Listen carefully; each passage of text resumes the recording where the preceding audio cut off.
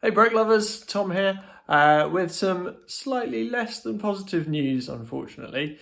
I was getting really excited. Look, I had delivery of lots and lots of new parts, and I was getting excited thinking this was now the chance for us to actually bring Buckingham Palace maybe to completion, certainly to a stage closer to completion.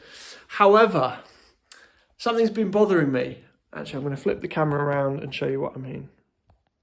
So as I've been looking at this model, I've been talking about how big it is, how ridiculously oversized this model is going to end up being.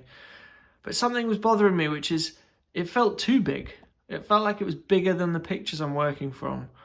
And I've realised I've made a fairly serious mistake in the proportions of this wing and how it relates to the portico.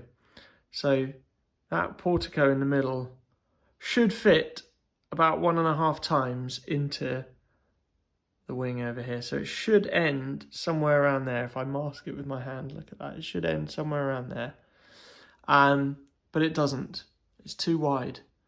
And so it's not going to look like Buckingham Palace when I'm done. It's going to look like a stretched and distorted Buckingham Palace. So we've got a bit of rethinking and rebuilding to do. I'll show you how that might play out. But maybe there'll be a few more instalments than I expected in this build diary. So I've marked out in red and green and teal along here the approximate position of the current window spacing. So each window and the tiles in between takes up this space, and then this space, and then this space. The pattern repeats. And what I've realised is that's probably at least 2 studs too wide, maybe even 3 studs too wide. So I've shown you here with this repeating pattern of the medium nougat, yellow and black, I think.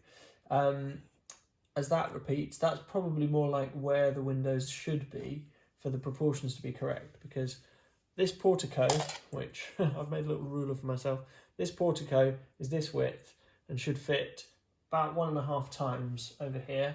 So actually even 2 studs shorter might be not quite enough. I think we're going to have to go 3 studs shorter each time, which, yeah, is a bit of a blow. It means we're going to have to do some rebuilding and rethinking. And I think the most painful part will probably be this archway, because we're going to have to shrink that down proportionally as a result. I've had a little go here. So this is a prototype I'm putting together that shortens. I mean, you can see I've not tried to pay any attention to the colours looking nice, but that bottom row of windows, this is actually, well, let's hold it up. What is that? That's 3 studs shorter. That's 3 studs shorter than the current setup. And I think if we can repeat that, it'll look correctly in proportion.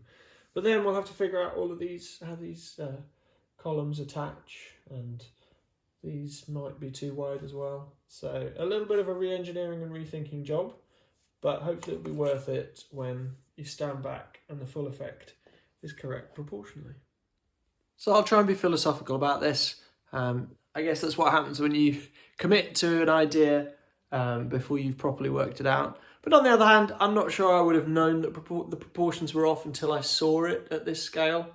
It's quite hard to tell when there's only a couple of columns of those windows. But now you can really see it. I can really see it. And I'm sure other people will be able to too. But that's okay. We live and learn. We'll figure something out. We'll move on. And we'll make it look like it's supposed to. So I'll say cheerio for now. Keep on bricking. I'm certainly going to.